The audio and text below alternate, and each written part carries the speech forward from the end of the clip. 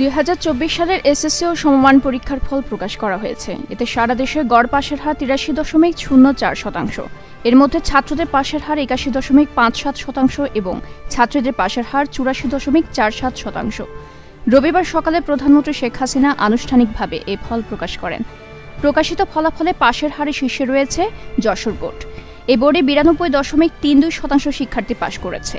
এদিকে সবচেয়ে কম পাশের হার সিলেট বোর্ডে। এই বোর্ডে 73.35% শিক্ষার্থী পাশ করেছে। এছাড়া ঢাকা বোর্ডে পাশের হার 89.32%, কুমিল্লা বোর্ডে 79.20%, চট্টগ্রাম বোর্ডে 82.80%, বরিশাল বোর্ডে 89.13%, দিনাজপুর বোর্ডে 78.40%, রাজশাহী বোর্ডে 89.25% ও ময়মনসিংহ বোর্ডে 84.97% শিক্ষার্থী পাশ করেছে। এদিকে মাদ্রাসা শিক্ষা বোর্ডে পাশের হার 79.66% এবং কারিগরি শিক্ষা বোর্ডে 78.92% শিক্ষার্থী পাশ করেছে।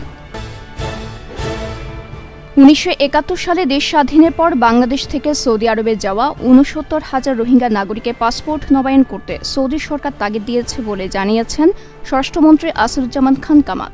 রবিবার তিনি বলেন, সৌদি আরবের নিয়ম অনুযায়ী পাসপোর্ট না থাকলে তাদের ফেরত পাঠায়। সেক্ষেত্রে আমাদের সঙ্গে সৌদি আরবের একটি চুক্তি হয়েছিল, তারা রোহিঙ্গাদের ফেরত পাঠাবে না, তাদের কাগজ রিনিউ করে দেওয়া হবে। তাপপ্রবাহের কারণে শিক্ষণ ঘাটতি পূরণে শনিবার শিক্ষা প্রতিষ্ঠান খোলা রাখার সিদ্ধান্ত নিয়েছিল শিক্ষা মন্ত্রণালয়। ঈদের পর তা আর থাকছে না, এই তথ্য জানিয়েছেন শিক্ষামন্ত্রী মহিবুল হাসান চৌধুরী। রবিবার দুপুরে তিনি বলেন, যেহেতু আমরা তাপপ্রবাহের কারণে প্রায় 9টি কর্মদিবস পাইনি, সেহেতু আমরা চেষ্টা করছি শনিবার আপাতত একটি ব্যবস্থা করে কর্মদিবসগুলো যেন পাই, তবে এটি স্থায়ী কোনো সিদ্ধান্ত নয়। চলতি মাসের প্রথম 10 দিনে দেশে এসেছে 81.37 লাখ মার্কিন ডলার রেমিটেন্স।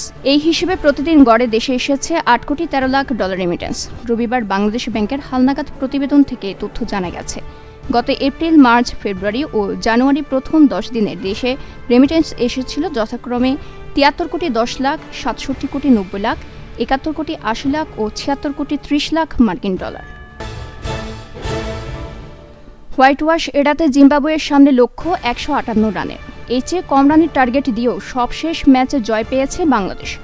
শেষ ম্যাচে তাই প্রত্যাশা ছিল হোয়াইট ওয়াশের, তবে আগের ম্যাচগুলোর ভুল সূত্রে এদিন পরিণত ব্যাট করেছে জিম্বাবুয়ে।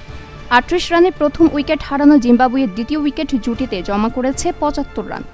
বাংলাদেশের ম্যাচটা হাতছাড়া হয়ে যায় ওখানেই। বেনেটে 70 রানের পর রাজা খেলেন 72 রানের হারনামানা ইনিংস। তাতে 9 বল হাতে রেখে 8 উইকেটে বড় জয় পায় জিম্বাবুয়ে। তাতে 5 ম্যাচের টি-20 সিরিজ শেষ হয় 4-1 ব্যবধানে।